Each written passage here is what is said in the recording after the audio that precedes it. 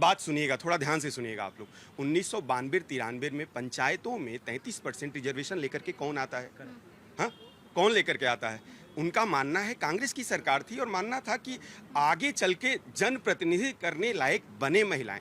निश्चित तौर पर इससे कतई इनकार नहीं किया जा सकता है कि राजनीति में महिलाओं की इतनी संख्या नहीं हुआ करती थी जितनी आज है। आज तो कम से कम 15% है ना। आज ऐसी स्थिति बनी है कि हम महिलाएं अपने से जाकर के स्वतंत्र होकर के चुनाव लड़ रही हैं। पंचायतों में करके ये अगली कड़ी प्रस्तुत करनी थी कि पंचायत के लेवल से शुरू होकर के देश की संसद और विधानसभाओं तक पहुंचे, हम तैयार करें। हालांकि उसका दुरुपयोग है, भारत की जनता, हम सब उसके लिए जिम्मेदार हैं। हम अपनी पत्नी को बना देते हैं और प्रधानपति घूम रहा होता है तमाम जगहों पर। अभी उत्तर प्रदेश में एक मसला आया है, जिला पंचायत अध्यक्ष की बैठक में जिला पंचायत अध्यक्ष है महिला और उसका पति बोल रहा था और उत्तर प्रदेश सरकार ने बड़ी ढंग से कार्रवाई की है उस पर। ठीक है, उस व्यक्ति को मतलब उसको चुनाव लड़ने पर अपने तरीके से उन्होंने जो कर सकते थे उस पर तमाम तरह की धाराएं लगा करके। तो मुझे लगता है कि ये कलेक्टिव प्रयास है और भारत की संसद बहुत लंबे समय से इसके लिए प्रयास कर रहे थे।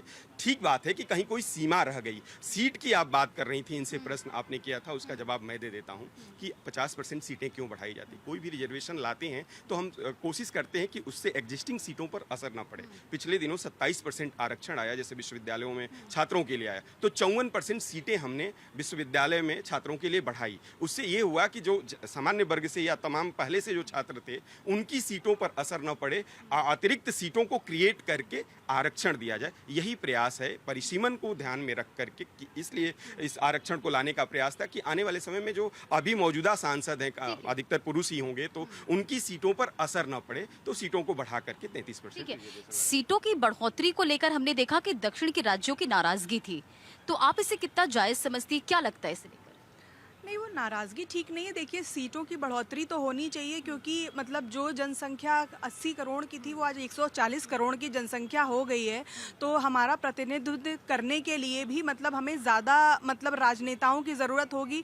कम राजनेताओं से हम कैसे काम कर पाएंगे, क्योंकि जितनी जनसंख्या बढ़ती जा रही है तो उनकी ज़रूरतें भी बढ़ती जा रही हैं। तो उनके उतने नेता भी होने चाहिए जो उनको संभाल सकें, उन तक योजनाओं का बेनिफिट पहुँचा सकें, उनको योजनाओं की जानकारियाँ दे सकें और कैसे वो अधिक से अधिक उन योजनाओं का लाभ ले सकते हैं। तो ये जनता के प्रतिनिधि ही तो करेंगे, तो प्रतिनिधित्व करने वालों की संख्या बढ़नी चाहिए। तो नाराजगी तो बिल्कुल नहीं सही है। बस हमें ये ध्यान देना है कि महिलाओं के बारे में जो भी हम नियम बना रहे हैं या नियम लागू करने की कोशिश कर रहे हैं उसको जमीन पर उतारें। महिलाओं को सभी राजनीतिक पार्टियां संगठन में स्थान दें। जब तक संगठन में स्थान नहीं देंगी, जो परिवर्तन हम चाह रहे हैं वो नहीं आ पाएगा। क्योंकि देखिए, राजनीतिक पार्टियां हमेशा ये चाहती हैं कि भाई जो जीते उसको टिकट दी जाए। तो विनेबल को जो कैंडिडेट है वो कौन होगा? विनेबल कैंडिडेट वो होगा जो जनता से मिल रहा होगा, जनता के सुख दुख में बैठ रहा होगा, जा रहा होगा, जान पहचान जनता पहचानेगी तब तो वोट देगी। अगर हम एकदम से सिर्फ महिला को ला करके खड़ा कर देंगे चुनाव के टाइम पर, कोई उसको जानता ही नहीं है, तो उसको की भागीदारी जमीनी स्तर पर भी बढ़नी चाहिए। बिल्कुल, तभी मैंने संगठन की बात की कि देश की राजनीति है, संगठन की राजनीति है। तो सभी राजनीतिक पार्टियों को संगठन में महिलाओं को स्थान देना पड़ेगा और उनका जनसंपर्क बढ़ाना पड़ेगा। क्योंकि जनसंपर्क अगर नहीं बढ़ रहा है, हम आपसे मिल ही नहीं रहे रंजना जी, आप हमको जानती नहीं, आप हमें कैसे वोट दे देंगी? अगर मैं आपसे 10 बार मिलूंगी, आपके सुख दुख में बैठूंगी, आपका कुछ काम कराऊंगी, तो आपको लगेगा कि हाँ भाई हम इनको जानते हैं। आज ये किसी भी पार्टी के साथ कनेक्शन बहुत जरूरी है। तमाम लोग हैं जो पंचायत प्रमुख से संसद, देश की संसद तक पहुंचे हैं। तो यही मुझे लगता है कि 92-93 में कांग्रेस सरकार ने प्रयास किया होगा कि यहाँ से शुरू करते हैं पंचायतों से। और जो दक्षिण वाला प्रश्न आपने किया था, दक्षिण को ये डर है कि उत्तर प्रदेश, बिहार की सीटें ज़्यादा बढ़ेंगी, उनका प्रतिनिधित्व तो कम होगा, मतलब उनकी आबादी में वो वृद्धि नहीं है जितना हमारे यहाँ है। हाँ। तथाकथित तौर पर जो ये मध्य भारत, उत्तर भारत का है, तो ये तो मुझे लगता है कि अनावश्यक विरोध है जनसंख्या, और ये पहले से तय है। कोई ये सरकार लेकर के नहीं आ रही है। परिसीमन का वर्ष, परिसीमन का समय, सब कुछ पहले से तय है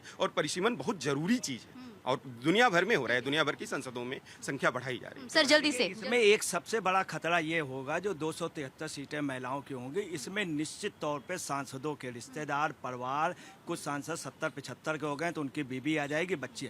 इसमें भाजपा को सबसे पहले शुरुआत। तो देखिए, महिला आरक्षण जो कि एक ऐतिहासिक फैसला है, जनता की आवाज में आज हमने इस मुद्दे पे चर्चा की। पक्ष, विपक्ष और पॉलिटिकल एनालिस्ट का क्या कुछ इस पर राय था आपने सुना। सबसे बड़ी बात है है कि अब इसे लेकर जो पक्ष है वो लगातार विपक्ष के साथ जो आम सहमति है वो बनाने में जुटी हुई है। दूसरी तरफ 2 विधेयक पेश होने जा रहा है। अब ये देखना बहुत ज्यादा महत्वपूर्ण हो जाएगा कि इस बजट सत्र में ये पेश होता है और उसके बाद आगे क्या कुछ इस पर डेवलपमेंट होता है।